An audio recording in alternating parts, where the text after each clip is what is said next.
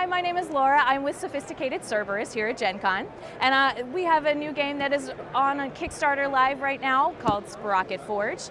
It is an engine-building resource management game where you are playing as an artificer who is building up their factory to produce mana and complete orders for the local noble houses. That is how you earn these renown points here, which are your victory points, which is ultimately how you will win the game. You will play until 30 points. There is a couple different ways to get them. You can get them by filling out orders here, as well as earning favor with the local noble houses. And there are these secret favor points that are revealed at the end of the game that range from 1 to 3. So you earn these as rewards from filling out orders throughout the game, and they are counted after the first player hits 30. Everybody gets an extra round, and then we tally up the final score, including all those favor points. So throughout the game, as you take your turn, you have a choice of 3 actions on your turn. You can produce, plan, or petition. As you take your action on your turn, the other players get to do a follow action, which is a slightly less powerful, modified version of that turn. And that is really cool. It keeps everybody engaged through the whole play. There's none of that sitting around waiting for 20 minutes while somebody takes their turn.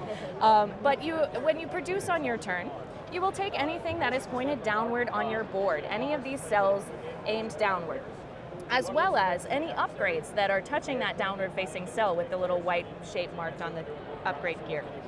So, for example, on this board, I would get to produce an air mana, a water mana, which is up here in our bank. An air mana, a water mana, I would get to recycle, which actually allows me to take a mana from a different player board. So I could pick through their trash and put it in my mana pool. And I also get to activate this trash symbol in the middle, which allows me to take things out of my waste vent and put them back into the magical ether. So as you produce this mana and spend it on orders, so I could spend it on these 2 orders here. This is a wild token, so you can spend any mana on that card if you choose to. When I spend it on these orders, it will then go as a byproduct into my waste vent. As that fills up, you lose favor with some of the local noble houses, so you will be unable to petition them with your 3rd option on your turn if your waste gets too high. So this one here will only work with you at 4 or less, this one will work with you at 8 or less, and this one will work with you at whatever waste level. However, that reward is much lower, and the actions that they provide to you are much less powerful. So planning your waste carefully is important. So your first action is producing. Your second action is planning. So if you fill out all of your orders and you don't have any left that you can produce and generate your rewards for, you can plan instead, which would allow you to take new orders from the marketplace and get rid of some of the waste from your vent. We don't have our marketplace set up, but normally there would be a few cards laid out on the table for you to choose from, as well as a deck to draw from.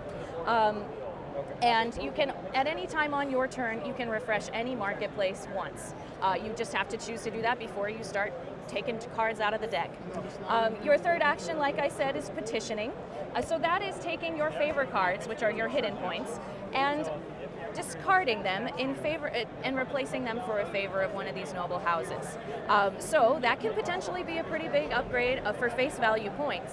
But there might be some situations where you want to hang on to your secret points so that nobody knows just how well you're doing until it's too late to stop you. All right. So that is the general gist. When you finish your turn, you will always crank your gears around one more time, and then that opens up a whole new panel of things to produce or plan for the next few rounds.